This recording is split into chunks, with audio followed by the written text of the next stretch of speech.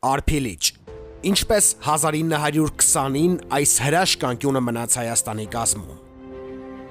Լուսանկարում Արփիլիճն է, որը գտնվում է Շիրակի մարզում, Հայաստանի Հանրապետության ծայր հյուսիս-արևմուտքում, ժամանակակից Թուրքիայի արևմուտքում եւ Վրաստանի հյուսիսում, սահմանին մոտ։ Խորհրդային Հայաստանի ժամանակներում սա խորհրդային Հայաստանի քարտեզն է, կարմիր գույնով տարածքը Ամասիայի շրջանն է, Արփիլիճը Ամասիայի շրջանի մեջ էր մտնում։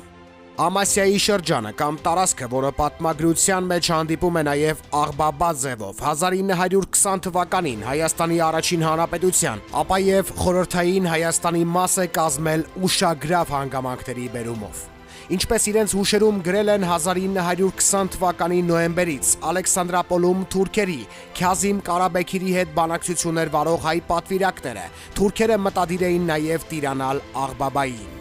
Թուրքերը սակայն Աղբաբայի շրջանը շուրջ 1000 քառակուսի կիլոմետր տարածք զիջեցին հայերին։ Այդ զիջումը բացատրվում էր ոչ միայն հանուն հայ-թուրքական բարեկամության ապագայով, այլ նրանով, որ ռուս բոլշևիկները եւ թուրք քեմալականներն արդեն պայմանավորվել էին, որ Սուրմալուն կանցնի թուրքերին, որի դիմաց թուրքերը պետք է հրաժարվեին Բաթումի շրջանից, հօգուտ ապագա խորհրդային Վրաստանի։ Բայց քանի որ Սուրմալուն տարածքով ավելի մեծ էր Բաթումի շրջանից, ապա այդ տարբերությունը լրացնելու համար թուրքերը զիջեցին Ամասիան։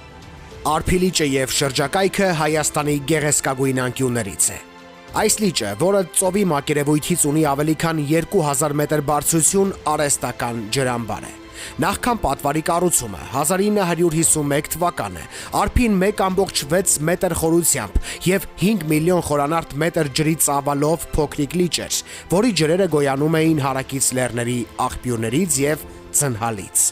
Հենց այդ փոքրիկ լճից էր սկիզբ առնում Ախուրյան գետը, թուրքերը անվանում են Արփաչայ, որը մինչև Գյումրիի մոտերքը, ավելի հստակ, մինչև Երազգավորս գյուղը հոսում է Հայաստանի տարածքով, ապա միմյանցից բաժանում է ժամանակակից Թուրքիան եւ Հայաստանի Հանրապետությունը։ Բագարան գյուղի մոտ Ախուրյանը եւ Արաքսը հանդիպում են, ապա ժամանակակից Թուրքիան եւ Հայաստանի Հանրապետությունը միմյանցից շարունակում է բաժանել Արաքսը։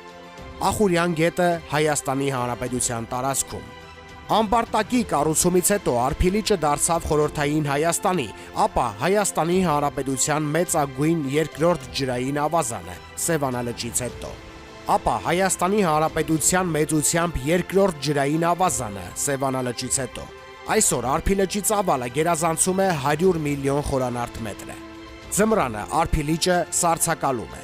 Հենց Արփիլճի հարևանությամբ Պաղակն խորհրդային միության ժամանակ Շուրաբադ գյուղում է գրանցվել Անդրկովկասում ամենից ցածր ջերմաստիճանը -46 աստիճան ըստ Ցելսիուսի։ Նյութի հեղինակ Թաթուլ Հակոբյան։